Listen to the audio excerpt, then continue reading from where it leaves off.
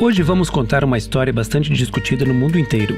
Um enigma secular, que vem atravessando gerações e, na medida em que as tecnologias avançam, se quebram ao bater de frente com um código, criado provavelmente no século XV, que se torna mais misterioso a cada passo das pesquisas.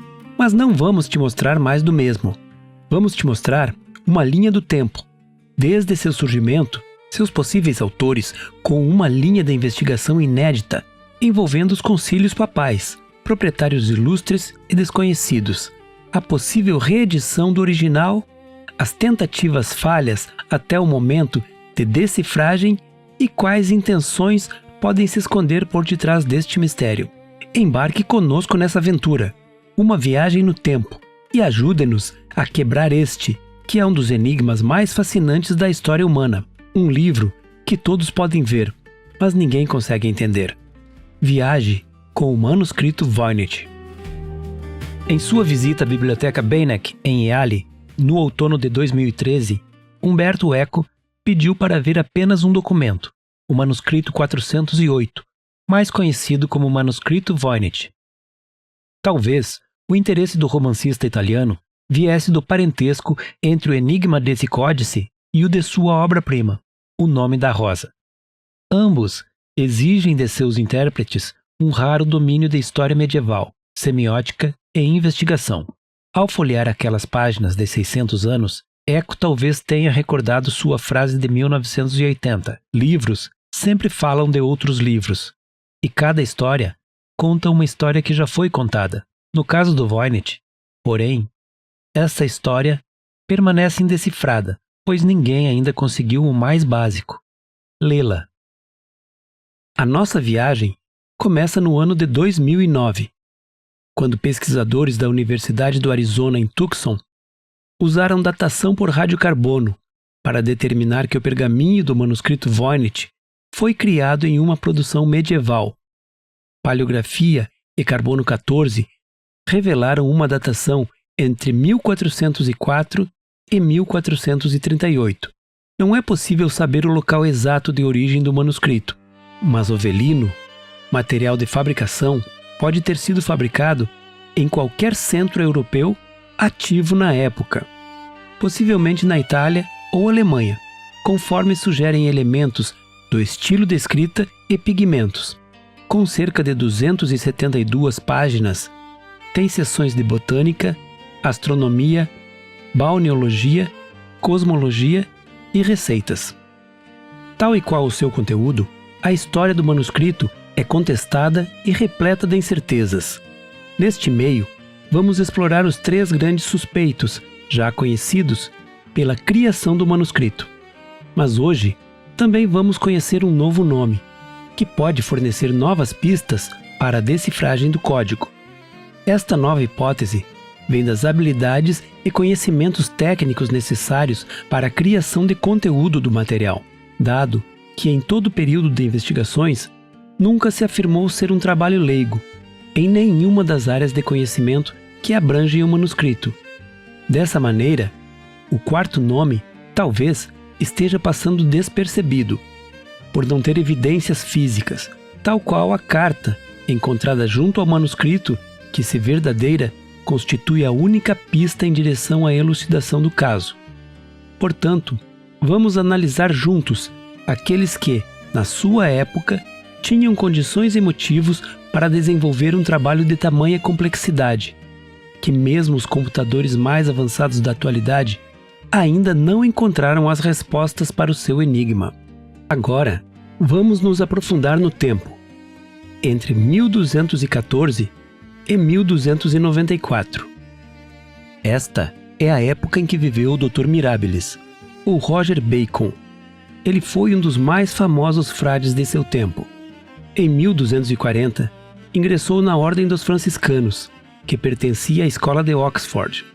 Assim, estudou na Universidade de Oxford e na Universidade de Paris, onde se tornou doutor em teologia e lecionou. Estudou latim, grego, hebraico e árabe, para ler os antigos textos na língua original. Em 1251, comentou na Universidade de Paris o tratado Pseudo-Aristotélicos de Plantes, sobre árvores. e escreveu brilhantes observações sobre a física e a metafísica de Aristóteles, enquanto se aprofundava nos autores árabes que introduziram na Europa os pensadores gregos. Em 1257, o ministro-geral dos franciscanos, São Boaventura, o colocou sob vigilância em Paris e proibiu a publicação de seus escritos. Bacon, porém, se fez amigo do núncio apostólico na igreja, o futuro Papa Clemente IV, que o apoiou. Mas, com a morte do então Papa, em 1268, foi perseguido e preso por 10 anos.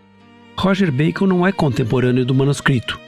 A pista que o liga é a carta de Johannes Marci, encontrada junto ao manuscrito e endereçada a Anastácio Kircher.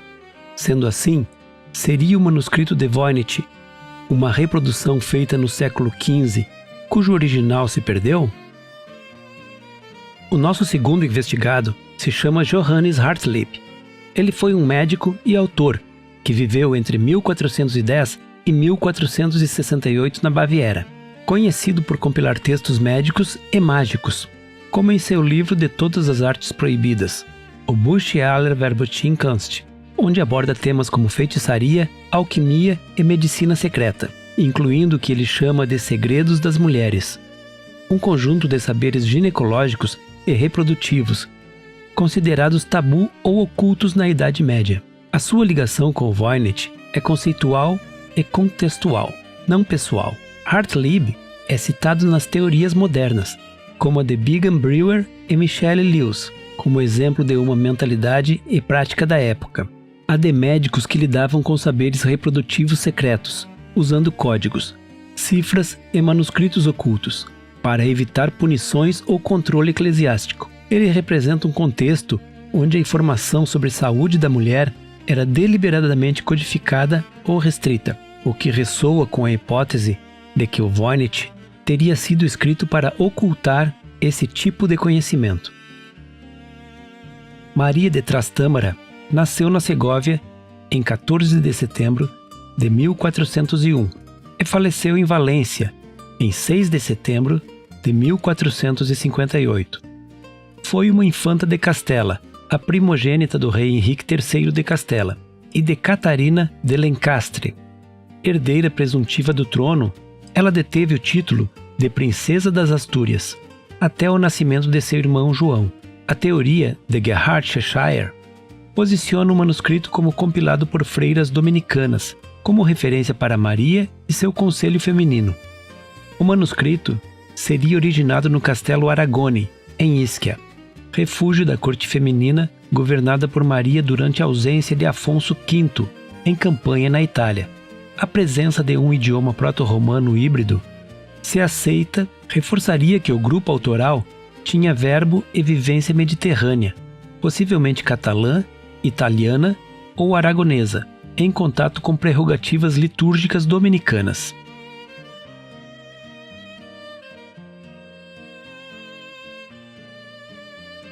O nosso quarto investigado é Cristiano de Prachatice, um astrônomo, matemático e ex-padre católico da Boêmia medieval, que se converteu ao movimento russista. Ele viveu de 1360 até 1439. Foi autor de vários livros sobre medicina e ervas e contribuiu para o campo da astronomia, com muitos artigos e registros de dados. Diferente de Hartlib, Cristiano de Prachatice, além de ser contemporâneo da criação do manuscrito Voynich, foi atuante e teve ao longo de sua vida conexões importantes que motivassem a criação de um códice. Em 1386, Cristiano matriculou-se na Universidade Charles, onde obteve o título de bacharel 2 anos depois, e o título de mestre em artes liberais em 1390. Mais tarde, ele lecionou na universidade e contou com Jan Hus, conhecido como reformador da ortografia tcheca, entre seus alunos. Em 1403, ele serviu como reitor da Faculdade de Artes e em 1405 como reitor da universidade. Em 1405, foi nomeado pastor da igreja de São Miguel Arcanjo, na cidade velha de Praga. Junto com Johannes Cardinalis von Bergresheisten, ele participou do Concílio de Pisa em 1409. Amigo íntimo de Sigismundo Albicius de Unikov e Jan Hus, também natural de Pozumave, Cristiano de Prachatice, também ajudou a financiar os estudos de Jan Hus. Defendeu sem sucesso Jan Hus no Concílio de Constança, que acabou sendo vitimado pela Inquisição em 6 de julho de 1415. Retornando a Praga, serviu como deão da Faculdade de Filosofia a partir de 1417.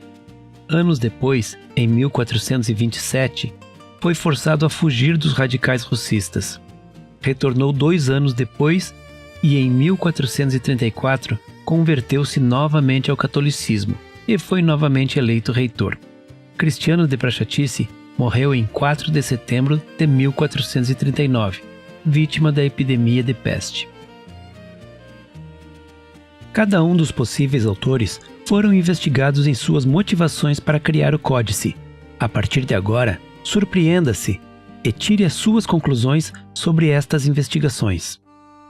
Não podemos descartar a possibilidade de ser ele, Roger Bacon, o autor do manuscrito, pois apesar de ter vivido muito antes do seu surgimento físico, Roger Bacon tinha um perfil provocador e inovador. Ele tinha motivos para criptografar conhecimento, fossem eles para proteger ideias heréticas, ocultar avanços científicos ou preservar informações sensíveis. Foi uma figura central da ciência medieval, com profunda crítica ao escolasticismo e fervor reformador. Seus seguidores e correspondentes incluíam outros franciscanos como Adam Marsh, Robert Grosseteste e Petrus Peregrinus, interessados em experimentação, álgebra, astrologia e criptografia. Essa rede intelectual buscava formas práticas e ocultas de conhecimento, tornando plausível que técnicas criptográficas primitivas, como o uso de sílabas ocultas ou cifras, fossem transmitidas adiante. No contexto cultural da época, entre 1410 e 1468, Johannes Hartlib defendia o uso de letras secretas para ocultar receitas contraceptivas, abortivas ou métodos relacionados à fertilidade e esterilidade, temas considerados tabu ou moralmente perigosos. No entanto, Hartlib teria tido acesso ao conhecimento ocultista, mas em posição institucionalmente segura. É improvável que tivesse necessidade de codificar textos para esconder, pois sua abordagem foi mais de sistematização e denúncia, e criar um manuscrito incompreensível estaria mais fora de sua conduta prática e socialmente integrada. Existem fortes motivos para que Maria de Castela operasse junto às freiras dominicanas para a criação do manuscrito. Mosteiros dominicanos femininos estavam presentes em vários países, inclusive havia 6 conventos na Boêmia, e numerosos na Espanha e Itália, desde o século XIV. Isto aproxima geograficamente as linhas da investigação sobre a origem do manuscrito. Cheshire afirma que as freiras dominicanas da corte de Maria possuíam autonomia intelectual suficiente para compilar um compêndio médico astrológico, uma prática coerente com a produção litúrgica e artística desses conventos no final da Idade Média. Além do mais, Maria de Castela promoveu um círculo feminino culto e politicamente ativo, necessitando de compêndios de saúde, astrologia e fitoterapia para si e sua corte feminina isolada. Por fim, as freiras dominicanas, especialmente nas casas observantes, dedicavam-se à produção literária, litúrgica e iluminada, com nível técnico suficiente para a criação de manuscritos sofisticados. Como acadêmico com uma veia reformista, um pé na ciência e outro na astrologia, Cristiano teria motivação ideológica e conhecimento técnico para propor um sistema criptográfico como uma forma de preservar ou proteger conhecimento diante da censura ou da perseguição religiosa. Cristiano de Prachatice, juntamente com os amigos Mikolas Pelhřimov, Petr Šelšík e Jan Hus, operava num ambiente de corte intelectual reformista, onde o uso de software simbólico, linguagem oculta, códigos religiosos e literatura subversiva era valorizado, não apenas como prática de resistência, mas como estratégia de sobrevivência em tempos de perseguição e censura. Esses reformadores, ativos durante um período de tensão entre fé, ciência e política, viam na criptografia uma ferramenta para transmitir saberes sem o risco da excomunhão ou condenação civil. Este ambiente também demandava proteger receitas médicas, saberes de balneologia e astrologia feminina, frequentemente associados a práticas pagãs ou heréticas. Além disso, o manuscrito pode ter sido concebido como um compêndio para uma elite reformadora, instruída e filosófica, que desejava conservar e transmitir conhecimento não oficial. Acredita-se que o conteúdo tenha circulado entre até 5 colaboradores, cada um responsável por seções como botânica, cosmologia, balneoterapia, farmacologia e astrologia, o que explicaria sua estrutura modular e complexidade coesa. Adicionalmente, há uma hipótese emergente e bastante promissora. O manuscrito poderia conter referências codificadas ao Concílio de Pisa, de 1409, um evento crítico no grande cisma do Ocidente, responsável por tentar resolver a disputa papal entre Roma e Avignon.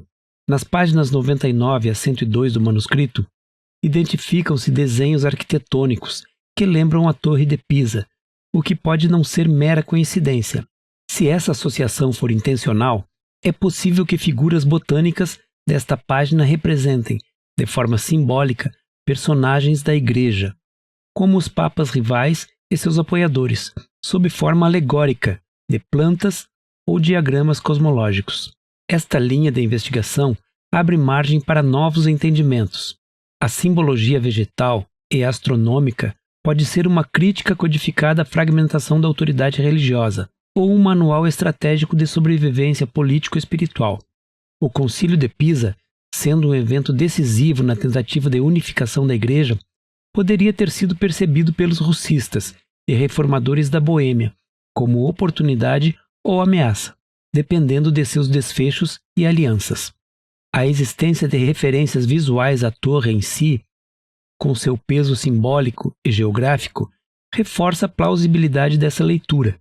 Diante disso, o manuscrito poderia ser, em parte, um registro hermético de eventos e ideologias eclesiásticas, crivado de códigos e metáforas que aguardam uma decifração não apenas linguística, mas também histórica e política. Várias foram as mãos pelas quais passaram os códigos do Voynich. Algumas ficaram vários anos com sua posse, custando infindáveis tentativas de decifração. Outras o repassaram brevemente. A nossa investigação vai listar quais foram os proprietários do manuscrito, que de uma forma ou de outra contribuíram para o crescimento do mistério. Existem possibilidades, embora sem comprovação, que o médico, botânico e viajante alemão chamado Leonhard Hauff, nascido em Augsburgo em 21 de junho, que viveu entre 1535 e 1596, tenha sido o primeiro proprietário conhecido do manuscrito, famoso por viajar pelo Oriente Próximo. O motivo das suas viagens era a busca de suprimentos fitoterápicos. Pouco depois do seu retorno do levante da Mesopotâmia, ele publicou um conjunto de novas descrições botânicas, com um herbário. Mais tarde, ele publicou uma narrativa geral de viagem sobre sua visita. Portanto, em termos de especulação, sua aquisição pode ter acontecido por volta de 1565, quando estabeleceu um consultório médico em sua cidade natal, Augsburgo, na Baviera, ou entre os anos de 1573 e 1575, durante sua viagem mais importante. Hauff morreu em 1596 e sua esposa em 1597. Os herdeiros de Hauff venderam a casa e todos os seus pertences. Seria lógico que os herdeiros de Hauff tivessem entregado seus livros a Karl Weidmann para venda. Isso explicaria que este manuscrito, se pertencesse a Hauff, estivesse no barril de livros que Weidmann vendeu ao imperador Rodolfo II. O médico, escritor e antiquário de Augsburgo, Karl Weidmann, viveu de 1555 a 1637. Foi secretário entre 1587 e 1588 do alquimista inglês Edward Kelly, na corte do imperador Rodolfo II. Teria comprado o manuscrito Voynich da família Hartlib e vendeu este manuscrito juntamente com outros livros raros ao imperador Rodolfo II em 1599. Carl Widemann é conhecido por copiar e colecionar as obras de Paracelso ao longo de mais de 30 anos. Graças a isso, muitas obras inéditas de Paracelso sobreviveram até os dias atuais. Ele fez o mesmo com as obras de Caspar Schwenkfeld e seus colegas próximos, Valentin Krautwald e Adam Reisner. Após a morte de Elissaus Roslin, em 1616, seus trabalhos inéditos sobre astrologia, teologia e cabalística foram incorporados à coleção de manuscritos de Carl Widemann.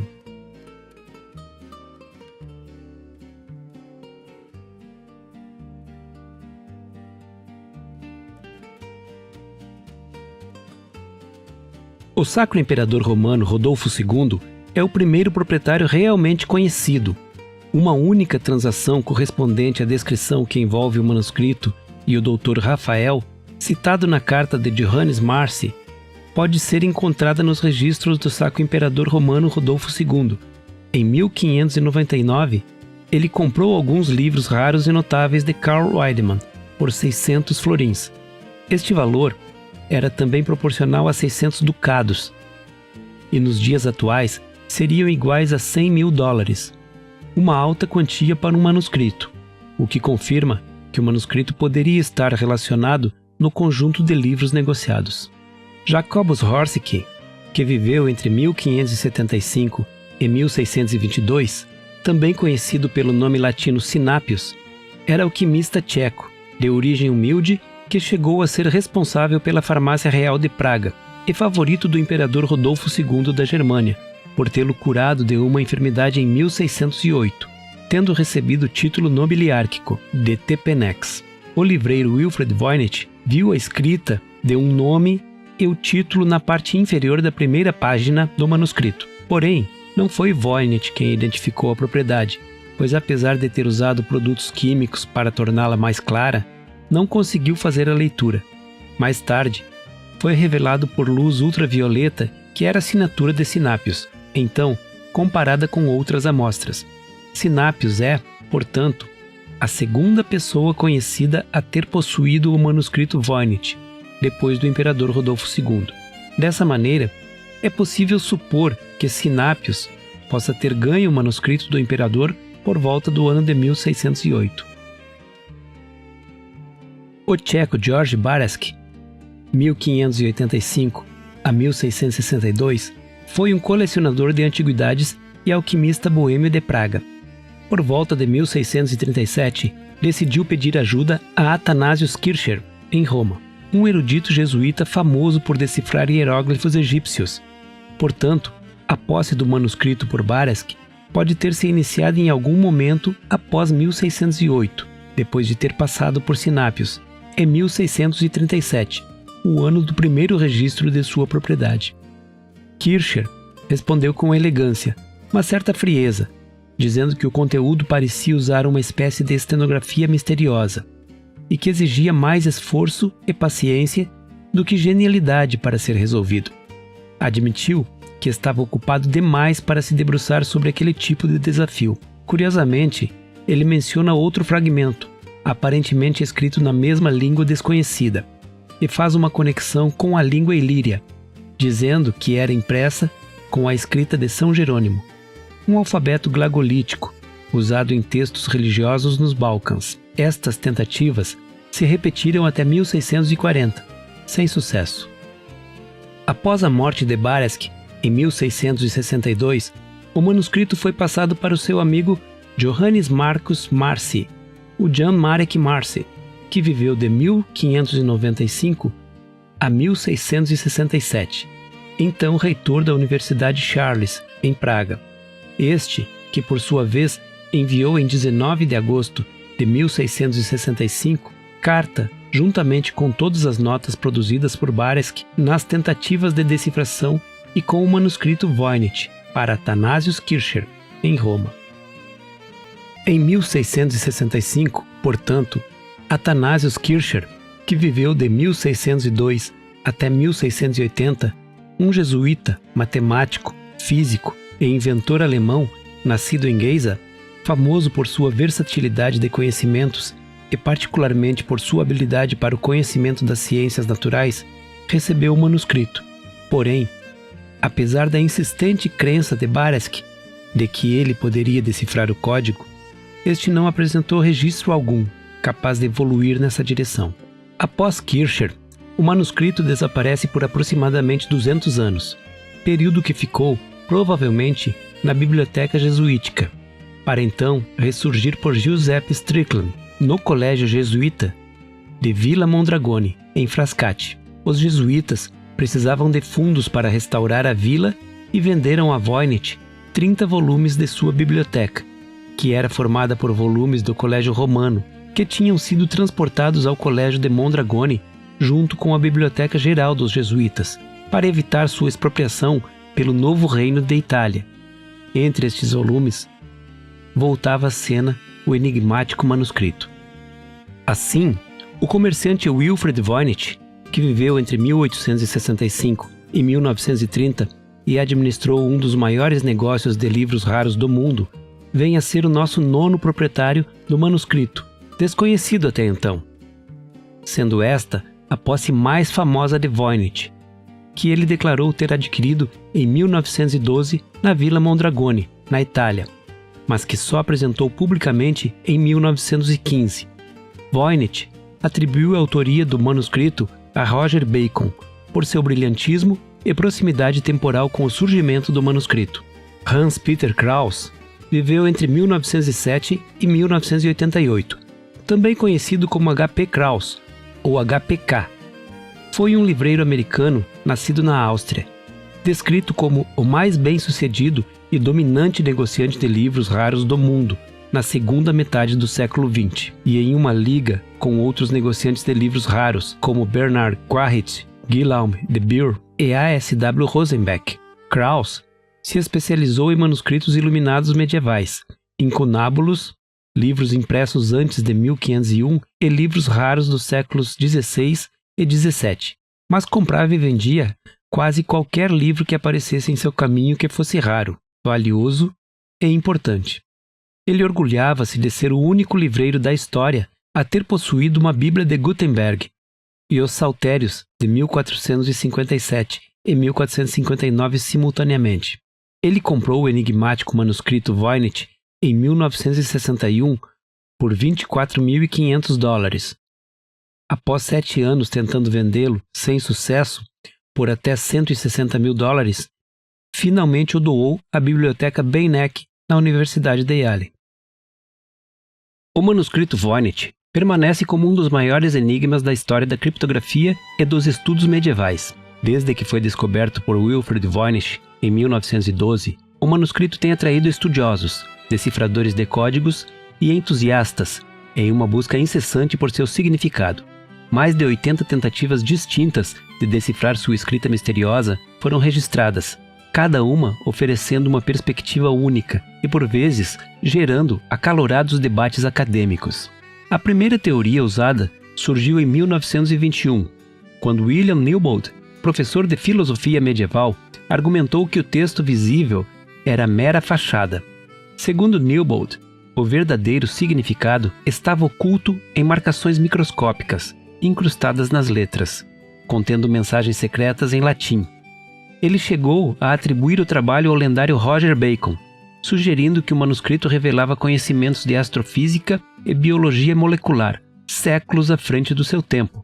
No entanto, sua teoria, embora imaginativa, foi finalmente descartada por ser arbitrária, carente de evidências concretas. A década de 1940 viu um interesse renovado com Joseph Martin Feely e Lionel Strong, tentando decodificar o manuscrito buscando caracteres latinos em espaços em branco. Feely publicou suas descobertas, reforçando a hipótese de Bacon, mas os resultados não forneceram uma tradução coerente. Em 1945, os renomados criptógrafos americanos William e Elizabeth Friedman fundaram o primeiro grupo de estudos do manuscrito Voynich. Sua análise rigorosa detectou padrões e repetições, sugerindo uma possível linguagem artificial, mas eles não conseguiram desvendar seu código semântico. Sua conclusão é que o texto poderia ser uma linguagem construída sem significado claro, influenciaria pesquisas subsequentes por décadas. Entre as décadas de 1950 e 1970, o ceticismo cresceu.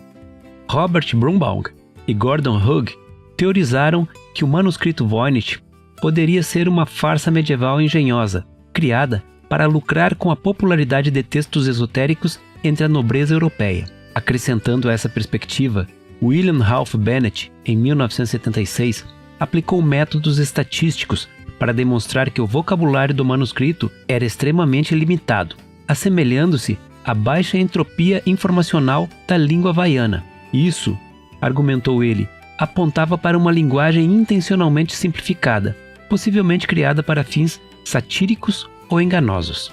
Em 1978, John Stockham propôs que o texto fosse ucraniano, escrito sem vogais. Ele traduziu várias passagens, como: "O vazio é aquilo pelo qual o olho do pequeno Deus luta", mas suas interpretações não conseguiram conectar o texto com as abundantes ilustrações do manuscrito. Em 1987, Leo Levitov apresentou uma nova hipótese, alegando que o manuscrito era de origem cátara, escrito em uma mistura de línguas medievais da Europa Central.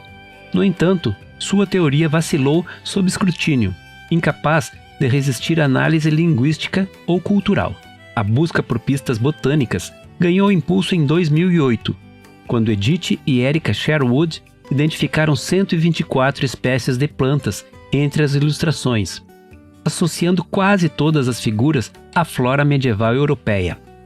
Embora a taxa de identificação tenha sido impressionante, os críticos notaram que sua metodologia dependia excessivamente de associações visuais, particularmente na representação de raízes, raramente utilizadas na botânica moderna para identificação de plantas. Em 2017, Nicholas Gibbs sugeriu que o manuscrito era um compêndio médico-ginecológico, escrito em latim simplificado e vinculado a textos como a Trotula. A cobertura da mídia foi extensa, mas as críticas acadêmicas logo se seguiram, expondo falhas na abordagem e nas conclusões de Gibbs. 2 anos depois, Gerhard Cheshire alegou ter decifrado a escrita como uma língua proto-românica, sugerindo que o texto narrava remédios herbais, banhos terapêuticos e leituras astrológicas relevantes para a saúde feminina. Ele contextualizou o manuscrito dentro dos conventos mediterrâneos e mencionou figuras históricas, como Maria de Castela. No entanto, especialistas renomados como Lisa Fagin Davis e Gordon Hugg como especulativa e metodologicamente infundada. Os últimos anos testemunharam avanços notáveis. Em 2024, os pesquisadores Keegan Brewer e Michelle Lewis interpretaram o manuscrito Voynich como um arquivo cifrado de conhecimento feminino, possivelmente conectado à transmissão clandestina de receitas contraceptivas e abortivas na Europa medieval, ecoando a censura de tais segredos por figuras como Johannes Hartlieb. Mais notavelmente, uma equipe de pesquisa da Universidade de Alberta utilizou inteligência artificial, treinando um modelo sobre a Declaração Universal dos Direitos Humanos em 380 idiomas. Sua análise revelou que 80% do vocabulário Voynich corresponde ao hebraico, criptografado usando técnicas de embaralhamento de letras conhecidas, como alfagramas. Traduções parciais surgiram, como a frase: "Ela fez recomendações para o padre, o homem da casa, para mim e para o povo." A aplicação da IA agora alimenta o otimismo de que uma decifração completa pode estar ao nosso alcance, prometendo finalmente desvendar os mistérios seculares do manuscrito Voynich. O manuscrito Voynich permanece como um dos enigmas mais intrigantes da história, um artefato que perdurou por séculos sem revelar seus segredos. Desde o momento em que surgiu, seu autor desconhecido, sua escrita misteriosa e suas ilustrações intrigantes têm atraído estudiosos, criptógrafos e sonhadores. Hoje, exploramos 3 pilares que sustentam este monumento enigmático: as possíveis mãos que moldaram suas páginas, os guardiões que o guardaram ao longo do tempo e os esforços incansáveis para decifrar sua linguagem impossível. A especulação gira em torno de figuras como Johannes Hartlieb, médico e acadêmico, cujas conexões com textos codificados o tornam um candidato à autoria. Mas novas vias de investigação sugerem alternativas intrigantes, como Cristiano de Prachatice, cuja vida e obra se cruzam com a cronologia do manuscrito de maneiras inesperadas.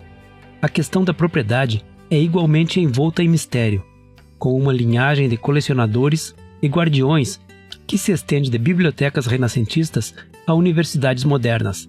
Cada transição acrescenta uma nova camada de intriga, já que a presença do livro parece inspirar tanto fascínio quanto segredo.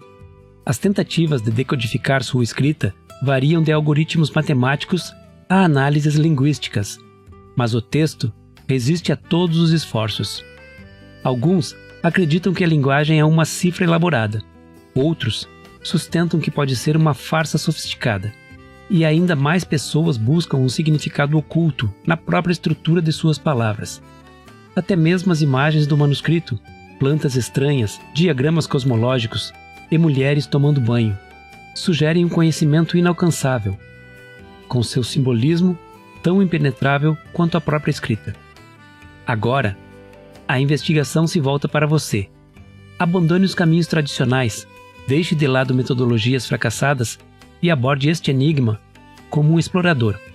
Há padrões nas ilustrações que ainda não foram percebidos? O contexto cultural ou a tradição esquecida poderiam fornecer novas pistas? O manuscrito Voynich é um espelho, refletindo cada mente que o estuda. Talvez sua perspectiva ilumine uma nova possibilidade e nos aproxime um passo da desvendação de seus segredos. Entre no universo curioso The Curious Order.